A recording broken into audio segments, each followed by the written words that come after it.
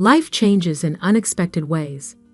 One moment you're folding shirts in your family's small clothing store, dreaming of something more, and the next you're watching your father throw your accounting textbooks onto the wet pavement outside. I was 22 when it happened. The daughter who was supposed to carry on the family business, not the one who dared to want more. Our store, Fashion Corner, had been my parents' pride and joy for 25 years. They'd built it from nothing after immigrating to America, turning a tiny shop in a rundown strip mall into a moderately successful business. It wasn't much, but it was their everything. "Emily, fold these properly," Mom would snap, redoing my work for the 100th time. "How will you run this store if you can't even fold a simple sweater?" That was the thing. I never wanted to run the store. Don't get me wrong. I respected what my parents had built. I understood their sacrifice, the countless hours they'd worked to give me a better life. But their dream wasn't mine. I still remember the day I first saw the night class flyer at the community college. Associate's degree in accounting, evening classes available. My hands trembled as I took a photo of it with my phone. For weeks after, I'd lie awake at night, imagining a different future than the one my parents had planned. It took me 3 months to gather the courage to enroll. 3 months of secretly saving every tip, every extra dollar I could squeeze from my store salary. My plan was simple: work at the store during the day, take classes at night, and somehow make it all work. For 2 months, I managed to keep it hidden. I'd leave the store at 6 p.m., claiming I was meeting friends or going to the gym. Instead, I'd rush to my accounting classes, heart pounding with equal parts exhaustion and excitement. For the first time in my life, I felt alive, challenged, like I was moving towards something instead of standing still. Then came the night that changed everything. I was in the middle of my advanced accounting class when my phone started buzzing. 20 missed calls from my parents. A customer had seen me walking into the college and mentioned it to my mother. By the time I got home, they were waiting. "What is this?" Dad demanded, holding up my course schedule that he'd found in my bag. His face was that particular shade of red I'd only seen a few times in my life. When we'd been robbed last year, when my brother told them he was moving to Europe for a job. "I can explain," I started, but Mom cut me off. "Explain what?" "That you're wasting your time with useless classes instead of learning the business. That you're throwing away everything we built for you." "I'm not throwing anything away," I protested. "I can do both. Work here during the day, study at night." "No." Dad's fist came down on the counter so hard the register rattled. "You choose right now. The store or these foolish classes." I looked at them both. My mother's disappointed face, my father's anger, and for the first time in my life, I chose myself. "The classes," I whispered. The silence that followed was deafening. "Then get out." Dad's voice was cold, final. He walked to my workstation, grabbed my accounting textbooks, and threw them through the front door onto the rain-soaked sidewalk. "If education is more important than family, then go. Don't come back until you've learned your place." Mom didn't say a word. She just turned her back, straightening a rack of dresses as if I'd already disappeared. I gathered my soaked books from the pavement, mascara running down my face as I tried to save the pages. My whole life was in that store, but as I watched my parents lock the door behind me, I realized something important. It wasn't the life I wanted. That night, I slept on my best friend Sophia's couch, my wet textbooks spread out on her coffee table to dry. "You can stay as long as you need," she said, bringing me a cup of tea and a blanket. "But what's your plan?"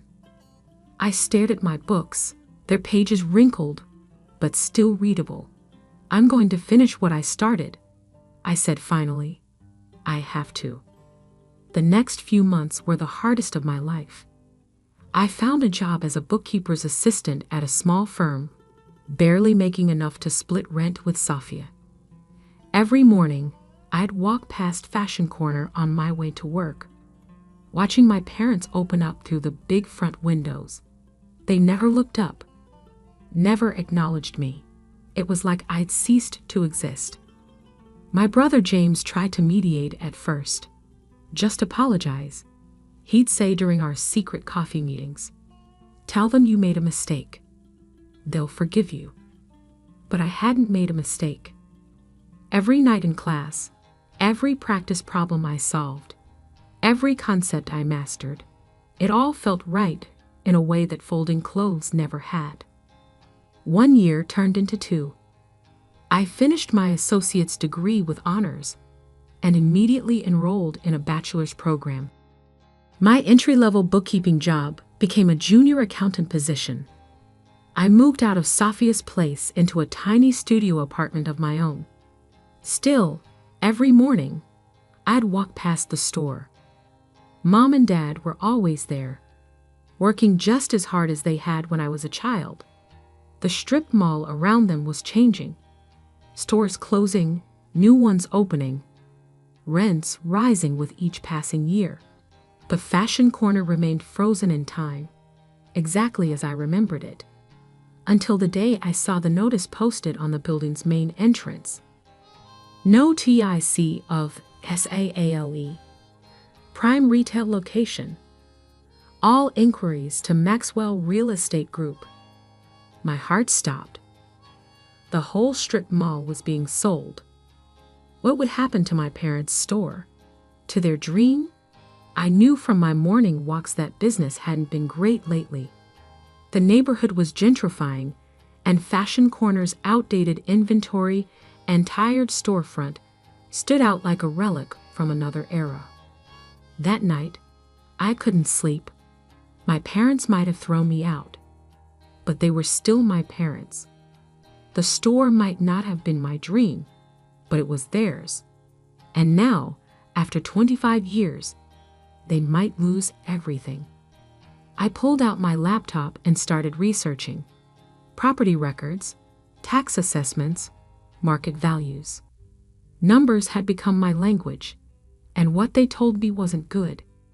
The strip mall was undervalued, and any new owner would likely double or triple the rents to match market rates. My parents would never be able to afford it. I sat there in my tiny apartment, surrounded by textbooks and financial statements, and made a decision that would change all our lives forever. I just didn't know it yet. The next morning, I called Maxwell Real Estate Group. The receptionist almost dismissed me until I mentioned I was interested in purchasing, not leasing. Suddenly, her tone changed. "Miss Carter?" "Yes, Mr. Maxwell can see you tomorrow at 9 a.m. I looked at my bank account that night. 5 years of aggressive saving and smart investments had left me with a decent nest egg, but nowhere near enough to buy a commercial property. Still, I put on my best suit, the one I'd bought to celebrate my promotion to senior accountant, and walked into that meeting like I belonged there. Robert Maxwell was exactly what you'd expect from a successful real estate broker. Expensive suit, practiced smile, firm handshake. "So, Miss Carter, you're interested in the Riverside Strip Mall?" "Yes," I said, forcing myself to meet his gaze. "Particularly, the unit currently occupied by Fashion Corner." His eyebrows rose slightly. "Interesting choice. That's one of our less profitable units. The current tenants are on a very old lease agreement. Any new owner would want to adjust that to market rates." My stomach clenched. "And what are the current market rates?" When he named the figure, my blood ran cold. It was triple what my parents were paying. They'd never survive that increase. "The entire property is listed at $2.8 million, he continued, sliding a glossy brochure across his desk. "We're expecting significant interest." I took the brochure, my mind racing. $2.8 million might as well have been $28 million. Even with my savings and excellent credit, no bank would give me a loan that size based on my current salary. But I had something else. Knowledge. 5 years of accounting work had taught me to read between the lines of financial statements. 3 years of networking had given me contacts in the real estate industry. 2 years of advanced business classes had shown me how to spot opportunities others might miss. "I'd like to see the property's financial records," I said. Maxwell looked surprised, but agreed. For the next week, I spent every free moment analyzing those documents. The previous owner had been neglecting the property for years. Several units were vacant, and the occupied ones were severely under market. The building needed repairs, but nothing structural. Most importantly, the owner was motivated to sell quickly due to health issues. I made some calls. Sophia, now a successful real estate attorney, helped me understand the legal aspects. My old professor from business school introduced me to a group of private investors who specialized in commercial properties. My boss at the accounting firm gave me a glowing reference when the bank started asking questions. 2 weeks later, I walked back into Maxwell's office with a proposal. $2.2 million, with 20% down from a combination of my savings and private investors. The rest would come from a commercial loan backed by the property's potential income once brought up to market rates. "Bold strategy," Maxwell said, reviewing my proposal. "But risky. What makes you think you can turn this property around?" I pulled out my detailed business plan. Because I understand this neighborhood.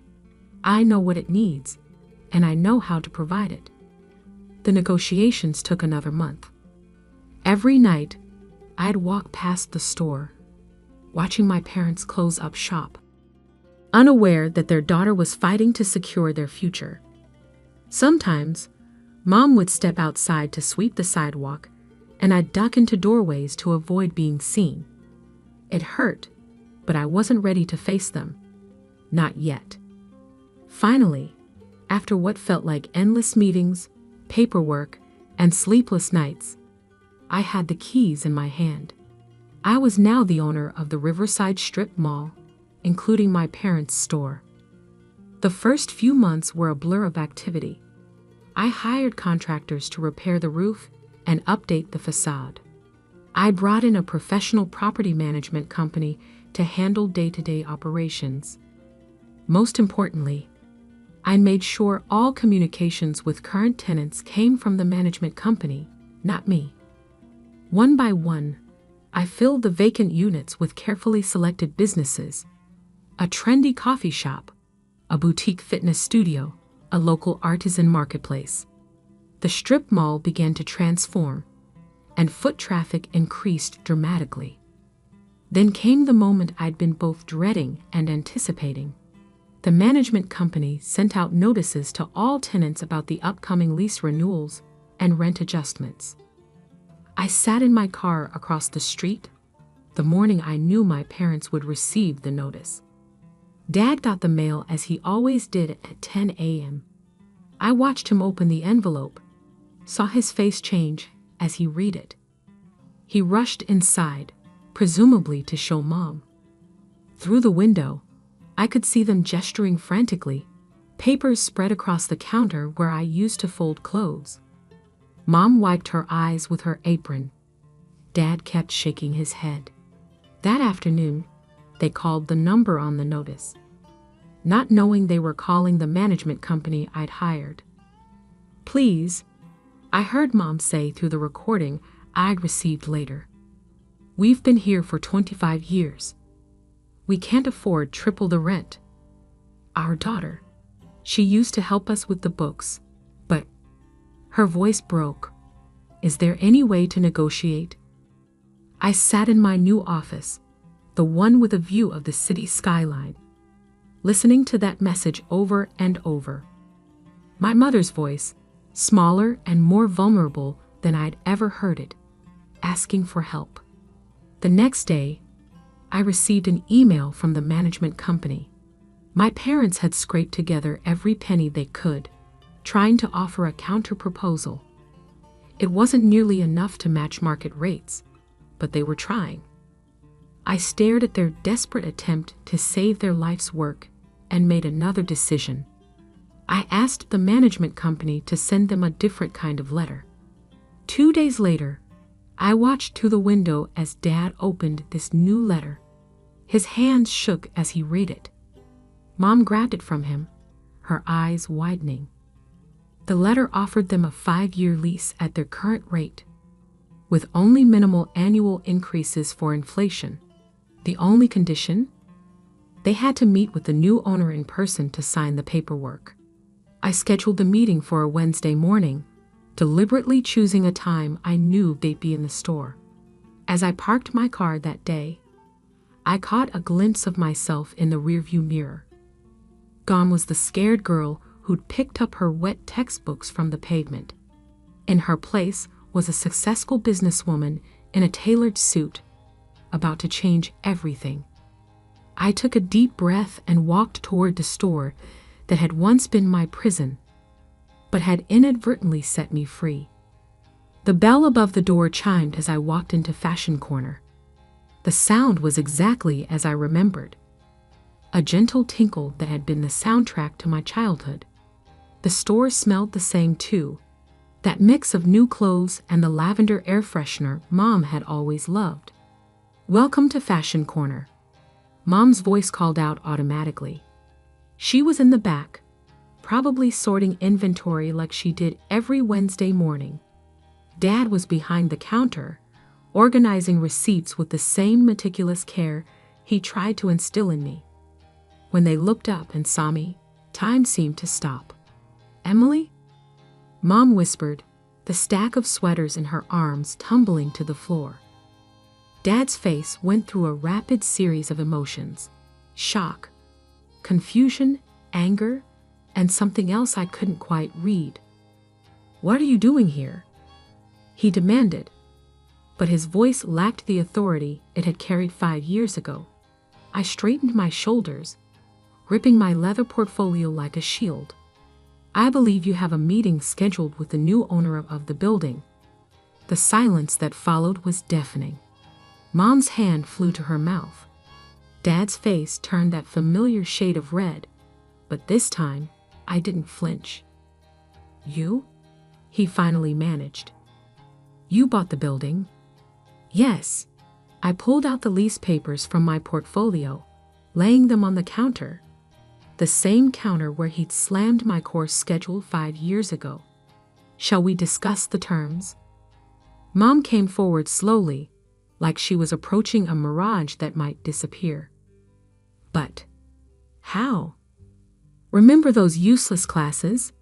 I kept my voice professional, even as my heart raced. "Turns out accounting can feed you quite well." Dad picked up the lease with trembling hands. I watched as his eyes scanned the numbers that had once been so foreign to him, the language he dismissed as worthless. This can't be right," he muttered. "These rates, they're your current rates," I confirmed, "with minimal annual increases for inflation. The other tenants are paying market value, triple what you're paying.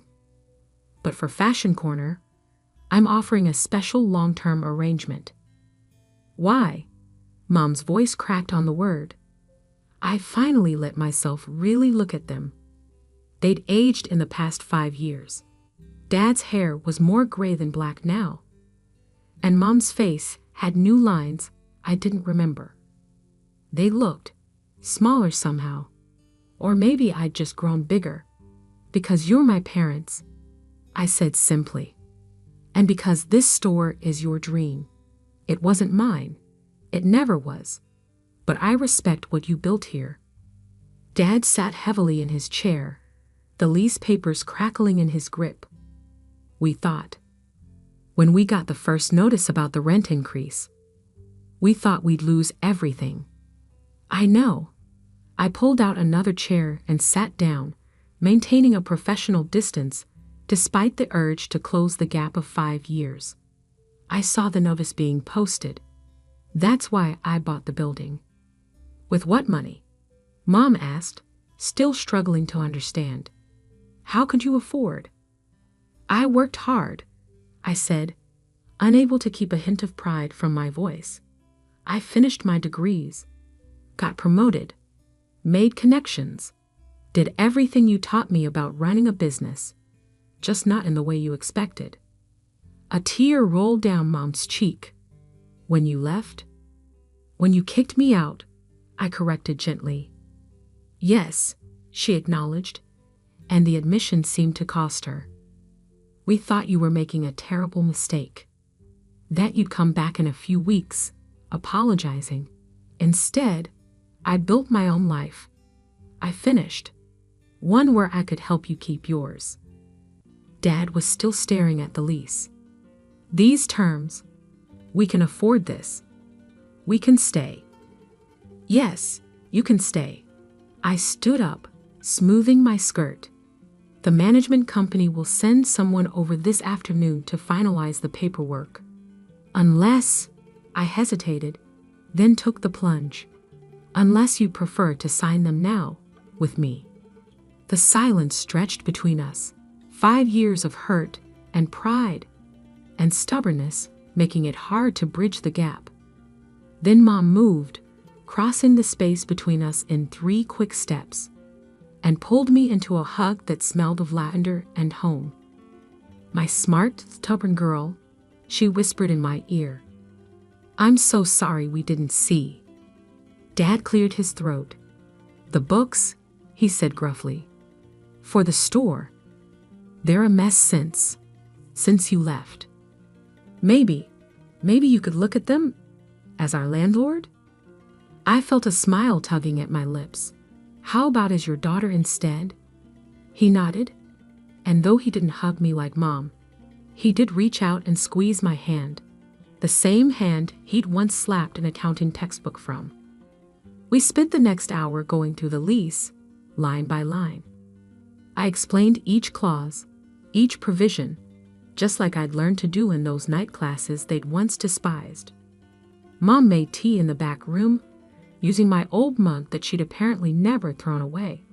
As I was leaving, Dad called out, Emily? I turned at the door, the bell chiming above me. Next time, he said, his voice rough with emotion, use the back entrance. No need to wait for opening hours. You still have a key, right? I reached into my purse and pulled out my keychain. Among the new keys to my office, my condo, my car, there was a small brass key I'd never had the heart to remove. Never got rid of it, I said softly. That night, I sat in my office overlooking the city, adding another document to the lease file, a succession plan for Fashion Corner, ensuring that whenever my parents decided to retire, the store would stay in the family. Not because I wanted to run it. That dream had never been mine. But because sometimes protecting someone else's dream is just as important as chasing your own. A week later, Mom called. For the first time in 5 years, I didn't let it go to voicemail. The store numbers for this month, she said, her voice tentative but warm. I was hoping you could come by and look them over. Maybe stay for dinner after. I looked at my desk calendar, at the meetings and appointments that filled my days now. Then I looked at the small brass key on my keychain, the one that had waited 5 years to be used again. I'll come through the back door, I said. Save me some of Dad's dumplings. Her laugh was watery, but real. Always, Emily. Always. As I hung up the phone, I caught my reflection in the office window. Behind me, I could see Fashion Corner's sign glowing in the twilight, looking fresher after the renovations, but still essentially the same.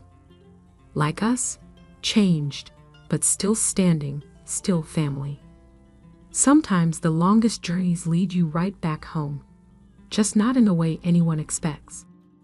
5 years ago, I'd walked away from Fashion Corner with nothing but wet textbooks and a dream.